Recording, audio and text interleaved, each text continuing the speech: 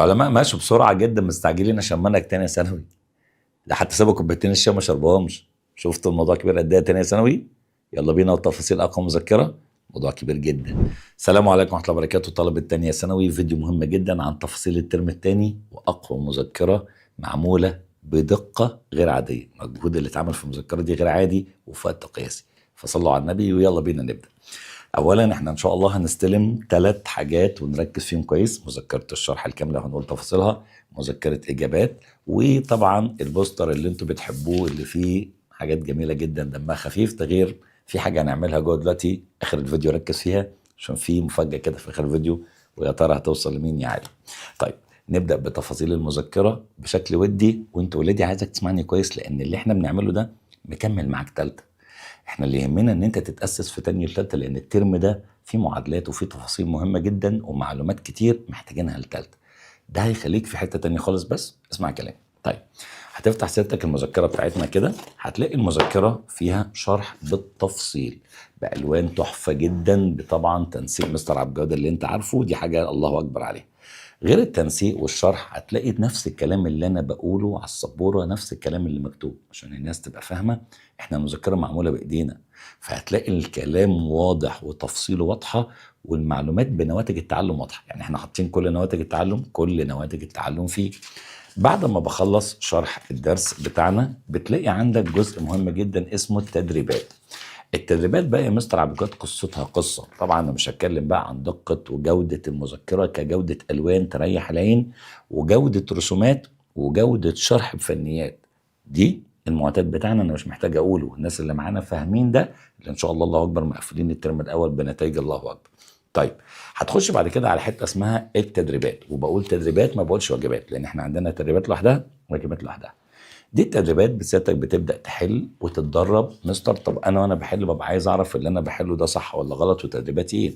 هتلاقي الاسئله دي جزئين: جزء محلول فيديوهات، وكمان معاك مذكره اجابات نموذجيه. يعني احنا مش بس مجاوبين الاجابه الف ب ج، لا لا لا، ده احنا مجاوبين الف ليه ب ليه د ليه. هتلاقي كل حاجه بالتوضيح زي ما انت شايف. بص الاجابه قد ايه، لان انا بشرح لك الاجابه كامله. يعني كمان السؤال مش بس بديك السؤال باجابته، لا، انا بقول لك ليه وازاي وليه ما اخترناش د وليه اخترنا ج، ولو كان غير كده كنا اخترنا ايه. فده بيفرق جدا في الفهم، عشان ده بيفرق معانا. طبعا مستر انا كده فهمت شرح وحل، والعلماء ما شاء الله مكسرين الدنيا على قهوه العلماء، ومعاك البوستر اللي دمه خفيف، ومعانا حصتين بينزلوا في الاسبوع يوم الاثنين والخميس. يوم الاثنين والايه والخميس. مستر حصتين تقال؟ لا، احنا وزعنا الجدول على خلال حصتين عشان يبقى اخف، عشان يبقى الموضوع احسن واهدى، بدل ما تبقى حصه واحده ضخمه قوي وانت لسه مش قدها ووقت رمضان ضيق. فاحنا برضو بنراعي ان الامور تبقى ماشيه كويس. هنحله كتير، هنحله كتير جدا جدا جدا، وان شاء الله ان شاء الله في عصير الكتب لسه هيتعمل، ولسه هينزل لك في الوريد.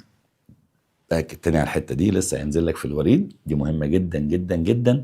طبعا الناس مع الترم الاول هتفهم يعني ايه في الوريد. في الوريد ده اللي هو ملخص الحصه بعد ما بنشرحها بتركاتها بنواتج تعلمها. وهنحل عصير الكتب، ونيجي بقى للواجب. الواجب بقى كل اسبوع بينزل واجب لوحده. بنعمل ملف بي دي اف جميل بواجب سيادتك بتحله وبتسلمه على المنصه، وبنبدا سيادتك نرد عليك فيه، وفي مناقشات. مستر في لايفات، في لايفات ليا وللمساعدين على المنصه لطلبه تانية ثانوي، وفي اي مستر، في اي وفي العاب جيمز على المنصه. جيمز هو جيمز حرام؟ لا، في من سيربح المليون عندنا، وفي ناس بتكسب فيها فلوس وهيبقى عليها نقط وعليها حاجات جامده جدا. منصه بفضل ربنا عندنا في حته تانية. فسيادتك في جيمز من سيربح المليون هتنزل لك وتتعمل لك، هتبقى حاجه جامده جدا. في سيادتك الاي اي هيرد عليك ويكلمك وتتكلم معاه. في دعم نفسي على المنصه، الناس معاك والاي اي معاك، وعاملين لك نظام حلو جدا يعمل لك جدول مذاكره كمان ويرتب لك الدنيا. فاحنا مش سايبينك، احنا ان شاء الله ان شاء الله بنأسسك ونأهلك لتالتة. فده هيفرق معاك جدا جدا جدا. ركز في حاجه واحده، الموضوع محتاج فعلا مجهود. رمضان كل سنه وانتم طيبين، بس رمضان زي ما وقته ضيق بيبقى عنده بركه كبيره. وقت رمضان فيه بركه يا ولاد. فاحنا عاملين لك برضو نظام في رمضان تذاكر ازاي، ومرتبين لك كل حاجتك. كل اللي انا عايزه منك تسمع كلام، تشد حيلك، وتفتكر دايما وان ليس للانسان الا ما سعى. اسعى واعمل اللي عليك، ربنا هيبارك لك. بالنسبه بقى لاخر الفيديو احنا اتفقنا اتفاق خير. المذكره دي هي و10 مذكرات كمان. انا هكتب جواهم رساله في اول صفحه، والرساله دي معاها 500 جنيه، والناس ال10 افراد اللي هيطلع لهم الرساله وال500 جنيه هيبعتوا لنا على رساله الصفحه ان شاء الله في مفاجاه تانية. شدوا حيلكم ويلا بينا شوف الرساله.